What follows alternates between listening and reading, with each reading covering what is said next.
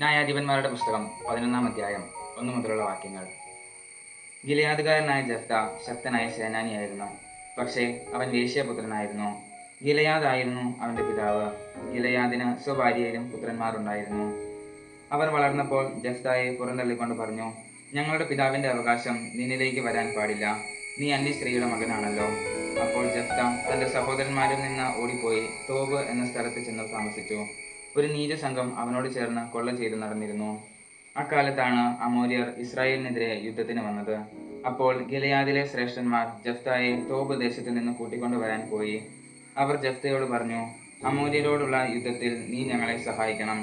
Jephthah ഗിലെയാദിലെ ശ്രേഷ്ഠന്മാരോട് ചോദിച്ചു, നിങ്ങൾ എന്നെ വെറുക്കുകയും എൻ്റെ പിതാവിൻ്റെ ഭവനത്തിൽ നിന്ന് അടിച്ചിറക്കുകയും ചെയ്തില്ലേ?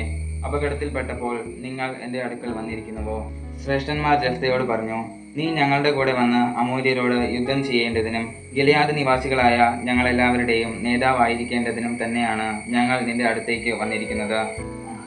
ജെഫ്ത അവരോട് പറഞ്ഞു, അമോര്യരോട് പോരാടാൻ നിങ്ങൾ എന്നെ കൊണ്ടുപോവുകയും കർത്താവ് അവരെ എനിക്ക് ഏൽപ്പിച്ചു തരികയും ചെയ്താൽ ഞാൻ നിങ്ങളുടെ നേതാവാകും. ശ്രേഷ്ഠന്മാർ പ്രതിവചിച്ചു, കർത്താവ് നമുക്ക് സാക്ഷിയായിരിക്കട്ടെ. നീ പറയുന്നത് പോലെ ഞങ്ങൾ ചെയ്യും, തീർച്ച. അവൻ ഗിലെയാദിലെ ശ്രേഷ്ഠന്മാരോട് കൂടെ പോയി. ജനം അവനെ നേതാവായി സ്വീകരിച്ചു. മിസ്പായിൽ കർത്താവിന്റെ മുൻപിൽ വെച്ച് ജെഫ്ത ജനങ്ങളോട് സംസാരിച്ചു. ജെഫ്ത ദൂതന്മാരെ അയച്ച് അമോന്യ രാജാവിനോട് ചോദിച്ചു, എൻ്റെ ദേശത്തോട് യുദ്ധം ചെയ്യാൻ നിനക്ക് എന്നോട് എന്താണ് വിരോധം? അമോര്യ രാജാവ് ജെഫ്തയുടെ ദൂതന്മാരോട് പറഞ്ഞു, ഇസ്രായേൽ ജനം ഈജിപ്തിൽ നിന്ന് വന്നപ്പോൾ അർണോൻ മുതൽ ജാബൂക്കും ജോർദാനും വരെയുള്ള എൻ്റെ സ്ഥലം കൈവശപ്പെടുത്തി. അതിപ്പോൾ യുദ്ധം കൂടാതെ എനിക്ക് തിരിച്ചു കിട്ടണം. ജെഫ്ത വീണ്ടും ദൂതന്മാരെ അയച്ച് അമോന്യ രാജാവിനോട് പറഞ്ഞു, ജെഫ്ത ഇങ്ങനെ അറിയിക്കുന്നു, മൊവാബ്യരുടെയോ അമോന്യരുടെയോ ദേശം ഇസ്രായേൽ കൈയടക്കിയില്ല. അവർ ഈജിപ്തിൽ നിന്ന് വരും വഴി മരുഭൂമിയിൽ കൂടി ചെങ്കടൽ വരെയും അവിടെ നിന്ന് കാദേശ് വരെയും എത്തി.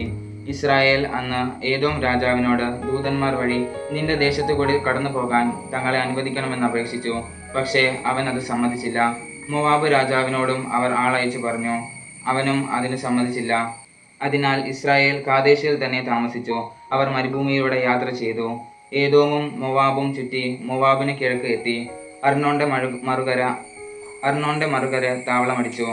മൊവാബിൽ അവർ പ്രവേശിച്ചതേയില്ല. മൊവാബിന്റെ അതിർത്തി അർണോൺ ആണല്ലോ. ഇസ്രായേൽ ഹെഷ്ബോണിലെ അമോര്യ രാജാവായ സീഹോന്റെ അടുക്കൽ ദൂതന്മാരെ അയച്ച് നിങ്ങളുടെ ദേശത്തു കൂടി ഞങ്ങളുടെ സ്ഥലത്തേക്ക് പോകാൻ അനുവദിക്കണമെന്ന് അപേക്ഷിച്ചു. എന്നാൽ തന്റെ ദേശത്തു കൂടി ഇസ്രായേലിനെ കടത്തിവിടാൻ സീഹോന് വിശ്വാസം വന്നില്ല.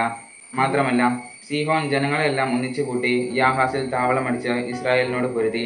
ഇസ്രായേലിന്റെ ദൈവമായ കർത്താവ് സീഹോനെയും അവന്റെ ജനത്തെയും